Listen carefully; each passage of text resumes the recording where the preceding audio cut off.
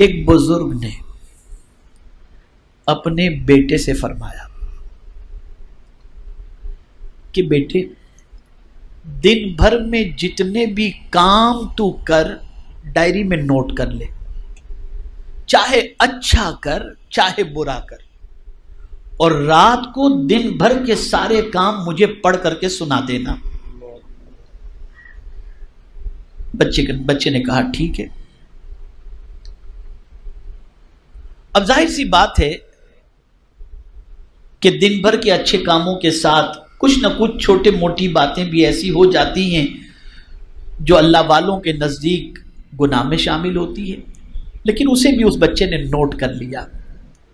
لیکن جب جیسے جیسے مغرب کا وقت آتا گیا، گھبراہٹ شروع ہو گئی کہ میں اپنے باپ کے سامنے اپنے گناہ پڑھ کر کے کیسے سناؤں گا۔ رات ہوئی، باپ نے بلایا، بیٹے سب نوٹ کیے؟ ہاں ابا میں نے نوٹ کیا۔ اچھا بیٹے آج دن بھر کی ساری باتیں پڑھ کر کے سناؤ۔ آنکھوں سے آنسو نکلنے شروع ہو گئے۔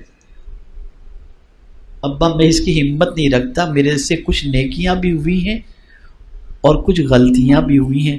ابا میں اپنی غلطیوں کو آپ کے سامنے پڑھ کر سنانے کی طاقت نہیں رکھ سکتا، اور ہاتھ جوڑ کے ابا عرض کرتا ہوں آئندہ مجھ پر یہ رسپانسبلٹی نہ ڈالیں کہ میں دن بھر کی ساری باتیں لکھ لوں۔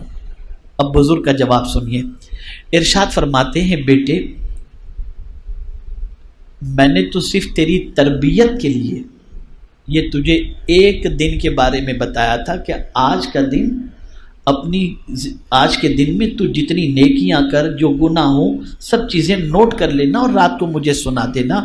بیٹا تو سوچ کہ ایک دن میں چند گناہ جو تجھ سے ہوئے تو تیرے باپ کے سامنے نہیں سنا سکتا، زندگی کے سارے گناہ خدا کے سامنے تو کیسے سنا سکے گا؟ اس لیے کہ قیامت میں پروردگار فرمائے گا اقرا کتابک، اپنا اعمال نامہ پڑھ، تو اپنے رب کے سامنے کیسے سنا پائے گا؟ میں پوچھنا چاہتا ہوں کیا کبھی یہ تصور بھی ہمارے ذہن میں آیا؟ اور اگر کوئی یہ سمجھتا ہو یہ مجھے کام آئے گا وہ مجھے کام آئے گا، کیا کورونا نے آپ کو نہیں بتایا کہ کون کس کے کام آئے گا؟ بھائی اگر کورونا ڈیٹیکٹ ہو گیا تو بھائی پوچھنے جانے کے لیے تیار نہیں کہ کہیں کورونا چپک نہ جائے، میتوں کو دفنانے کے لیے جانے کو تیار نہیں، چہرہ دیکھنے کے لیے تیار نہیں۔ میں سمجھتا ہوں قیامت سے پہلے یہ چھوٹی قیامت آئی اور بتا دیا گیا سنو وہاں کوئی کسی کا نہیں ہوگا، وہ تمہیں سمجھ میں نہیں آ رہا تھا، آج دنیا میں ذرا دیکھ لو کوئی تمہیں کام آ رہا ہے۔